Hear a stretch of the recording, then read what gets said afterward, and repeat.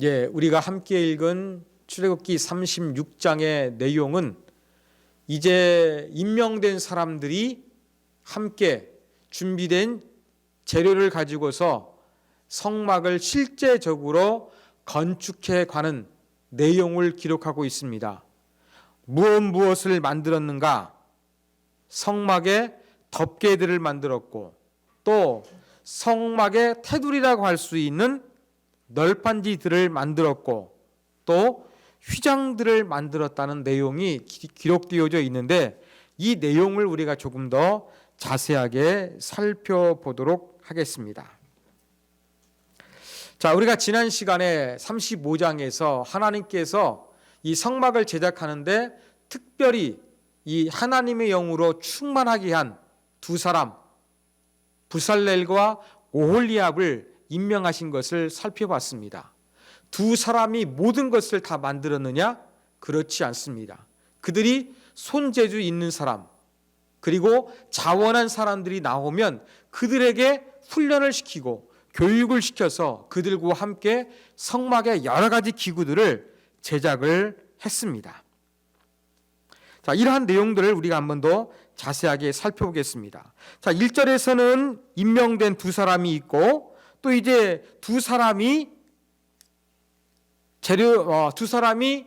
실행할 수 있도록 이제 하나님 앞에 가져온 여러 가지 그 물건들, 헌물들에 대해서 언급을 하고 있습니다.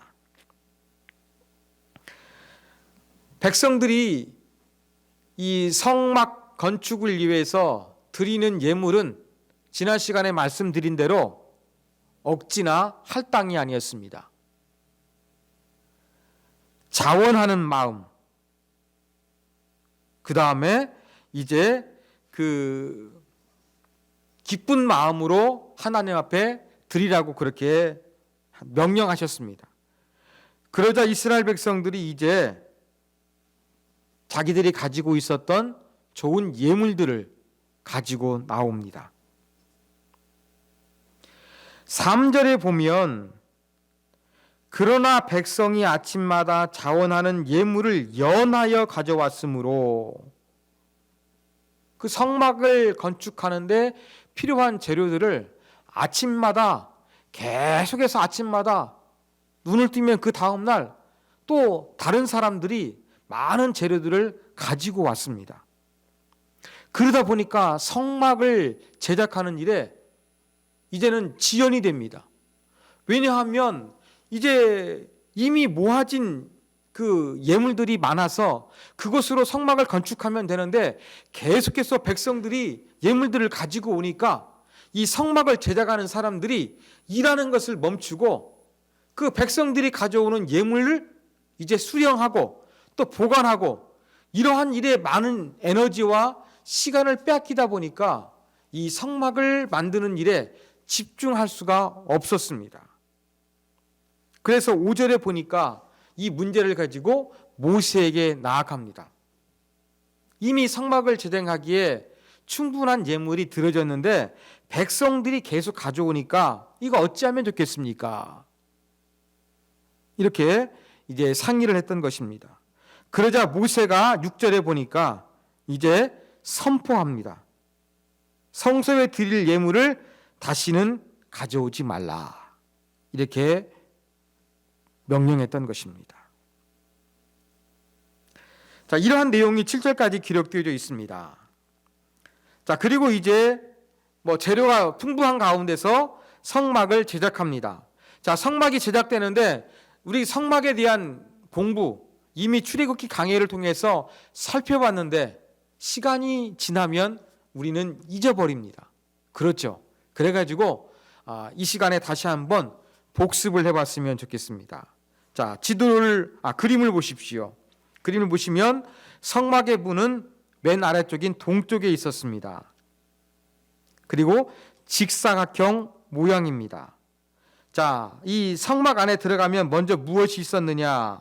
번제단이 보였습니다. 그리고 제사장이 성소 안으로 들어갈 수 있는 문 앞에 손을 씻을 수 있는, 몸을 씻을 수 있는 물두멍이 있었습니다.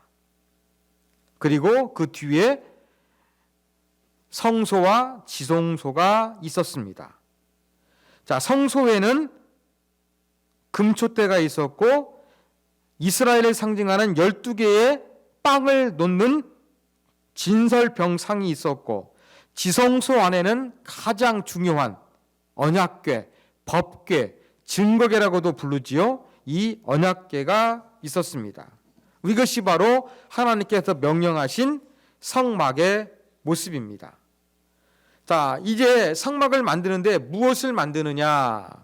여러분 8절부터 19절까지 이제 성막을 만드는데 가장 먼저 언급되고 있는 것은 성막을 덮는 덮개가 언급되고 있습니다.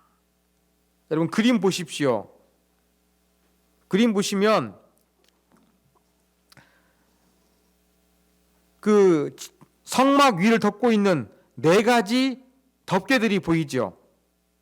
청색, 홍색, 이러한 실로 수를 놓아가지고 첫 번째 덮개를 만들었습니다. 재료는 무엇이었냐면 양털이었어요. 이것을 히브리어로 미시칸이라고 불렀습니다. 두 번째 그림 보십시오. 하얀색이죠. 이것은 염소털로 만들었습니다.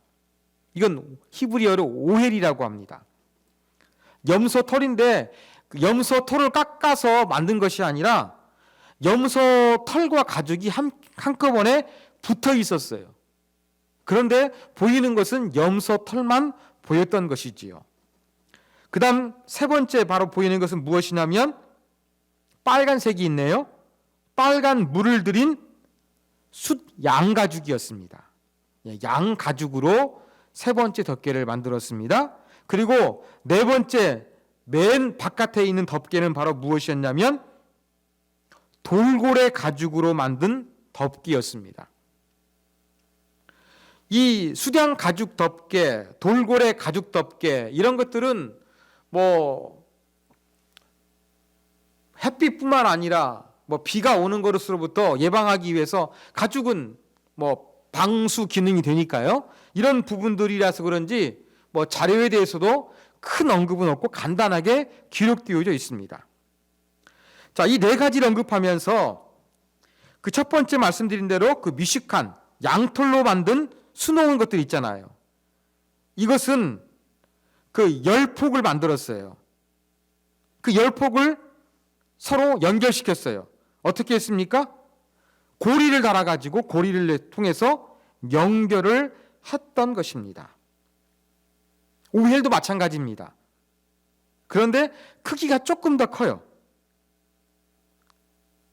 아무래도 그 맨 첫 번째 그 미식칸보다는 커야지 완전히 덮어지기 때문에 그랬던 것으로 보입니다. 그리고 10폭이 아니라 이것은 11폭으로 그렇게 만들었고, 이렇게 좀 고리를 열 수 있는 구멍 만들고 그 금으로 도금한 그러한 금 고리를 통해 가지고 이 10폭을 연결시켜서 그렇게 두 번째 덮개로 사용했습니다.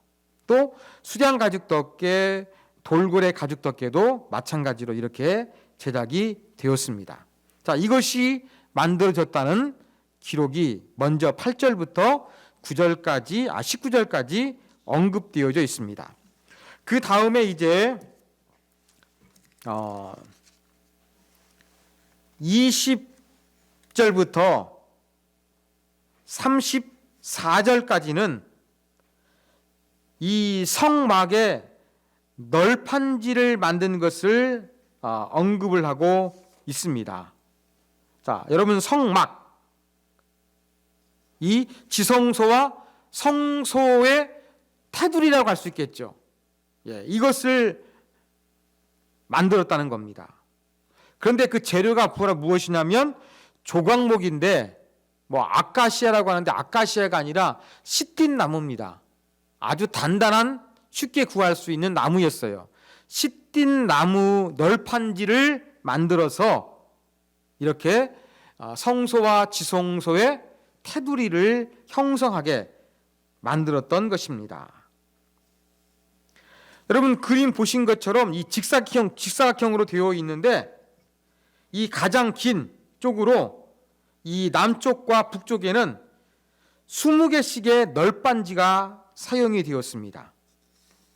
그리고 그 출입구 쪽에는 휘장을 쳤기 때문에 널빤지를 사용 안 했어요. 지성소 뒤쪽, 성소 맨 뒤쪽에 있는 데에는 널빤지 6개를 사용했어요.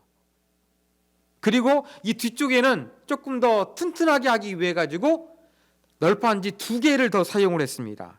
그래서 가장 긴 쪽인 이 남쪽과 북쪽에 20개씩 40개, 지성소 뒤쪽에 6개, 그러면 46개, 그 다음에 뒤쪽에 더 기둥을 보강하기 위해서 2개 해가지고 총 48개의 널빤지가 만들어졌습니다. 그 널빤지를 어떻게 연결시켰느냐? 이 널빤지에는 이 구멍이 있었습니다. 그리고 이 구멍 가운데 이 띠, 막대기 같은 걸 통해 가지고 이것이 넘어지지 않도록 그렇게 거기다가 끼었습니다. 금띠, 여러분 그림 보여드리면 가운데 있는 그림이죠. 금고리가 있었고 그 금띠를 그 사이에 집어넣어 가지고 널빤지가 흐트러지지 않고 잘 유지될 수 있도록 그렇게 했습니다. 그리고 이 널빤지 밑에는 뭘 만들었느냐? 돛 받침을 만들었습니다. 이러한 것이 이제 20절부터 34절까지에 기록되어져 있습니다. 그 다음 이제 35절부터 38절까지는 휘장을 만들었다는 내용이 기록되어져 있습니다. 그런데 여러분 그림을 보시는 것처럼 휘장이 2가지입니다. 성소와 지성소를 분리하는 휘장, 마샤크라고 하는데 이 지성소와 성소 사이에 쳐진 휘장이 하나 있었고 그 다음에 물두멍을 지나가지고 이 성소 안으로 들어가는 문이 있죠. 이 문 앞에도 가리개가 있었어요. 즉 성소의 출입구 쪽의 휘장은 파로켓이라고 하는데 이 2가지 휘장이 언급되어져 있습니다. 자, 그런데 차이점이 있습니다. 여러분 성소와 지성소에 사용된 휘장은 기둥이 몇 개가 있었느냐? 그림 보시는 것처럼 하나, 둘, 셋, 4개가 있네요. 그렇죠?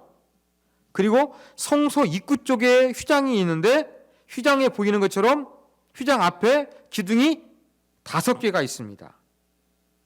이러한 차이가 있고 또 한 가지 무슨 차이가 있었느냐? 그 기둥 4개가 있고 5개가 있잖아요. 그 다음에 기둥을 받치는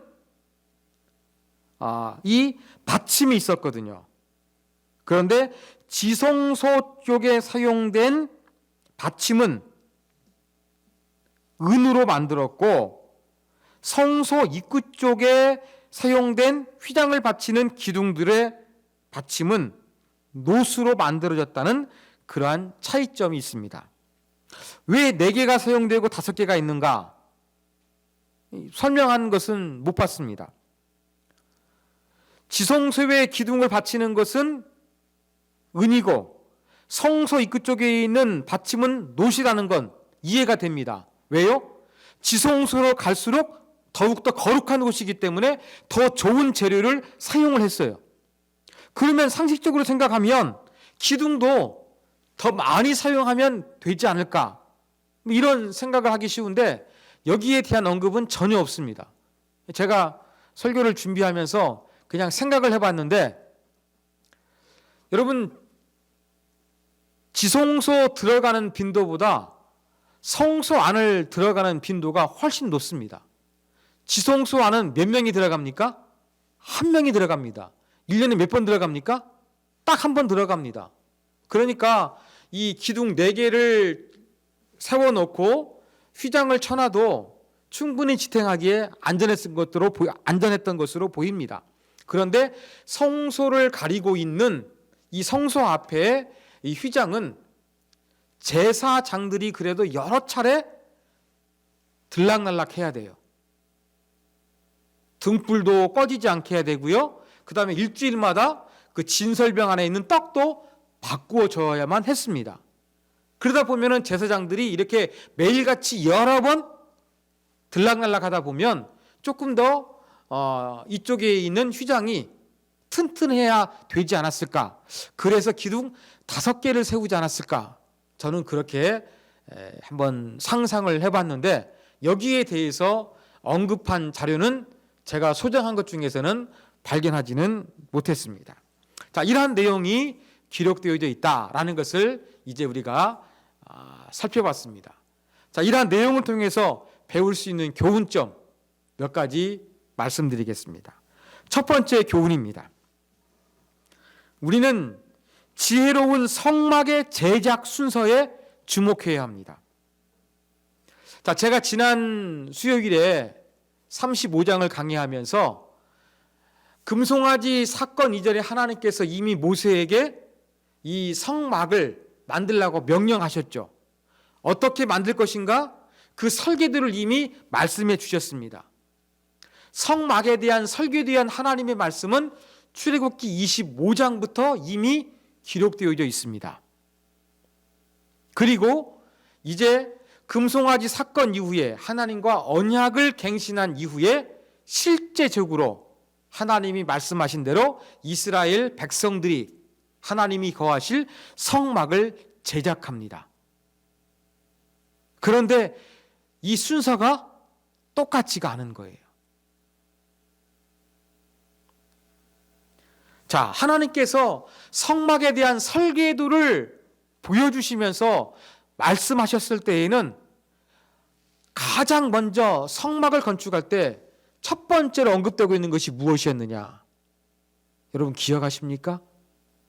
기억하기 쉽지 않으실 거예요. 오늘 본문에서 살펴보았던 것처럼 이 성막을 덮고 있는 덮개가 가장 먼저 언급된 것이 아닙니다. 가장 먼저 언급되고 있는 것은 언약궤가 언급되고 있습니다.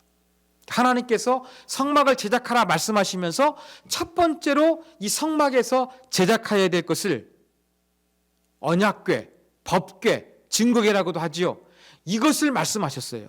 이것이 출애굽기 25장에 기록되어 있어요. 그리고 오늘 출애굽기 36장에 기록된 4개의 덮개들, 휘장들, 성막 널빤지들, 이것은 출애굽기 26장에 기록되어 있어요. 하나님은 성막을 만들라고 설계도를 보여주시면서 언급하실 때에는 첫 번째로 언약궤를 먼저 말씀하셨는데 이스라엘 백성들이 실제적으로 성막을 제작할 때에는 언약궤를 먼저 만들지 않았어요. 왜 그랬을까요? 언약궤가 무엇입니까? 하나님의 임재의 상징이었습니다. 성소 중에서도 가장 거룩한 곳인 이 지성소에 놓여지는 것이 바로 이 언약궤였습니다. 정말로 중요하기 때문에 하나님께서도 첫 번째로 가장 중요한 언약궤를 언급하셨습니다. 이렇게 중요한 언약궤, 이스라엘 백성들이 몰랐는지 아니면 모세로부터 잘못 들었는지 왜 이들은 언약궤를 먼저 만들지 아니하고 성막 덮개를 먼저 만들고 널빤지를 먼저 만들고 휘장을 만들었겠습니까? 그 이유가 무엇일까요?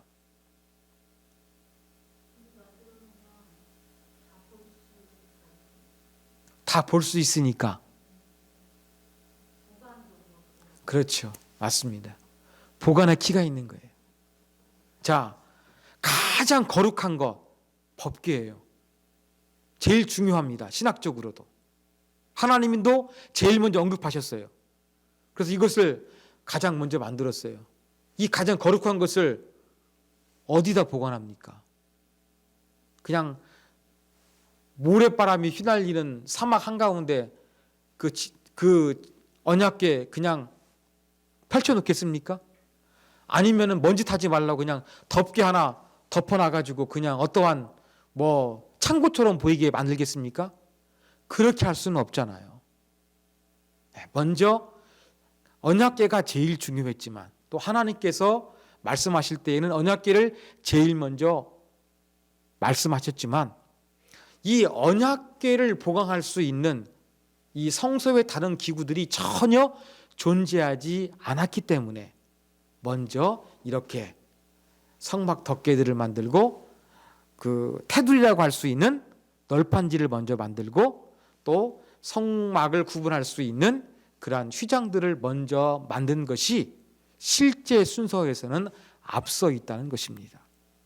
신학적으로 가장 중요하고 하나님께서 제일 먼저 언급하신 중요한 물건이라 할지라도 이것을 실제적으로 만들 때에는 지혜가 필요했다는 것입니다. 마찬가지입니다. 이런 것들을 고려할 때 여러분 우리가 중요한 일 먼저 하는 것 중요합니다. 그렇지만 지혜가 있어야겠습니다. 현실과 상황을 잘 되돌아보면서 가장 중요한 것을 가장 중요하게 보이도록 어떻게 할 것인가? 이것도 고민하면서 생각하면서 우리가 판단하고 행동하는 것이 중요하다는 것을 이 실제 성막이 제작된 순서들을 통해서 우리가 배우게 되는 교훈입니다. 가장 중요한 거 먼저 하는 것이 당연한 것 같지만 그래도 현실과 상황을 고려하는 지혜가 필요하다. 이걸 통해서 여러분 가장 중요한 것들 우리가 먼저 해야 되지만 그냥 무조건 먼저 하는 것이 아니라 주변 환경과 현실적인 여러 가지를 고려해서 가장 중요한 것이 가장 중요하고 영광스럽게 보이도록 실제적으로 행동하는 것이 중요하다는 것을 우리가 배워야 하겠습니다. 자, 두 번째 교훈점입니다. 하나님을 위하여 드리는 것에는 부족함이 없는 아름다움을 우리가 본받아야겠습니다. 자, 성막 건축을 위해서 할당제 행하지 않았습니다. 의무제 행하지 아니했습니다. 오직 감동을 입은 사람, 자원하는 마음이 있는 사람이 하나님 앞에 바치도록 했습니다. 이렇게 의무사항이 아니고 할당량이 없었음에도 불구하고 성막을 제작하는데 필요 이상의 예물들이 하나님 앞에 바쳐지게 되었습니다. 얼마나 그 양이 많았는지 그 불살렐과 오홀리압과 이 재주가 있는 사람들이 함께 성막을 제작하는데 방해가 될 정도였습니다.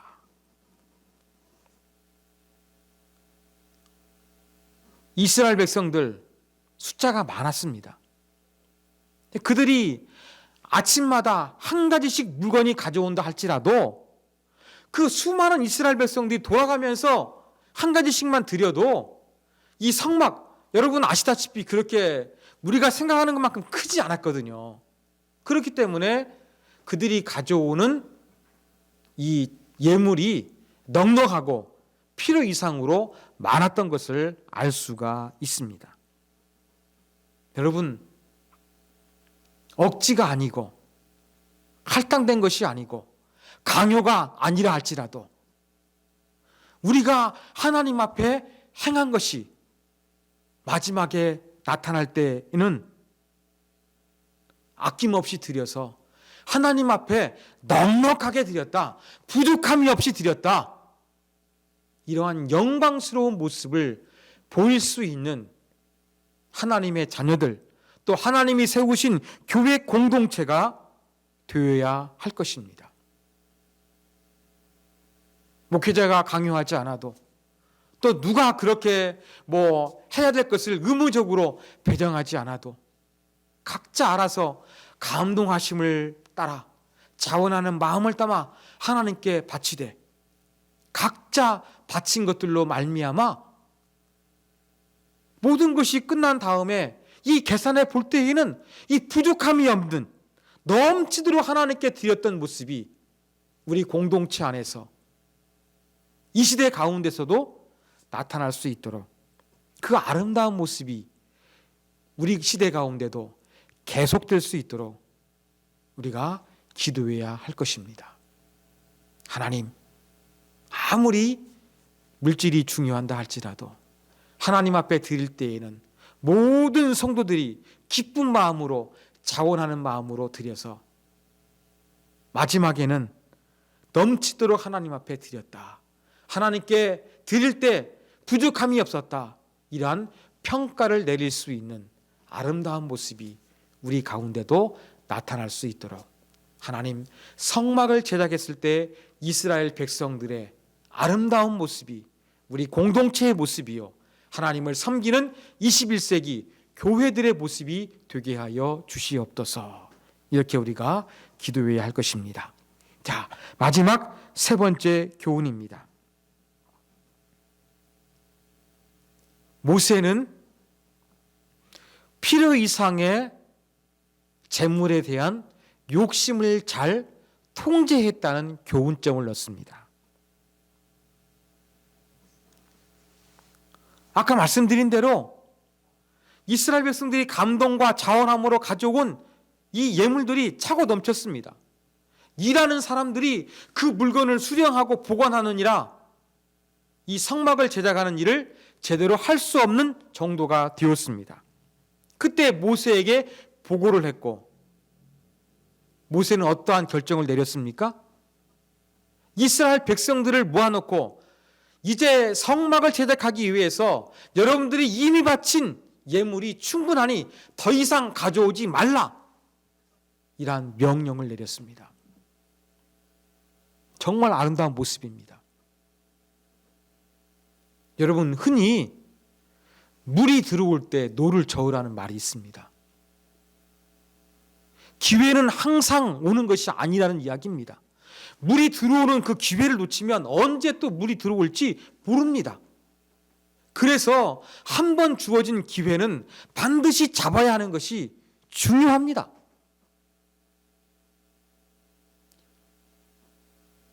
물 들어올 때 노를 저으라고 이스라엘 백성들이 하나님 앞에 우상 숭배했다가 회개하고 이제는 마음으로, 기뻐하는 마음으로 예물을 바치기 시작했어요. 야, 이제 물이 들어온다. 그래, 하나님 앞에 자원하는 마음으로 예물을 드리네. 이런 게 흔치 않아. 계속 가져오도록 해. 우리 광야에 살아가는데 군대도 조직해야 되고 가나안 땅에 가서 집도 져야 되고 전쟁도 해야 되다 보면 많은 물질이 필요해 라고 하면서 이스라엘 백성들이 가져온 예물들을 창고에 쌓아두지 않았습니다. 여러분, 사람은 물질을 보면 욕심이 생깁니다. 잘 되다 보면은 더 큰 목표를 향해서 계획을 바꿉니다. 견물생심이라고 많은 값진 예물을 보면서 하나님 앞에 드리고도 또 하나님을 위한 성막을 짓고도 남음이 있으니까 이거 잘 보관했다가 다음에 하나님을 위해서, 이스라엘 공동체를 위해서 좋은 일에 쓰자. 이렇게 합리화하면서 계속 가져오라고, 하나님 앞에 헌신해라고 그렇게 말할 수 있는 상황도 충분했습니다. 그렇게 하는 것도 나빠 보이지 않습니다. 그런데 항상 문제는 언제 생깁니까? 욕심을 부릴 때 생깁니다. 모세는 그러한 욕심을 부리지 않았습니다. 그 필요 이상의 물질 거부했습니다. 필요 이상의 물질 때문에 사람이 욕심이 생기고 그 필요 이상의 물질이 남아있을 때 그것을 탐내는 자들이 많아서 범죄하는 경우가 너무나 많습니다. 모세는 필요 이상의 물질 요구하지 않았습니다. 필요 이상의 물질, 미래를 위해서, 훗날을 위해서 쌓아두려고도 하지 않았습니다. 이게 바로 아름다운 자세입니다. 필요 이상의 물질이 남아있으면 욕심이 생기고 범죄함의 걸림돌과 시발점이 되기 쉽다는 것을 모세는 알고 있었습니다. 그리고 우리 가운데 물질이 많을 때 물질을 의지하며 하나님을 의지하는 이 믿음이 약해질 수 있다는 것을 모세는 알았기 때문에 그 필요 이상의 욕심을 지도자인 모세가 잘 다스렸다는 사실을 저와 여러분이 기억하셨으면 좋겠습니다.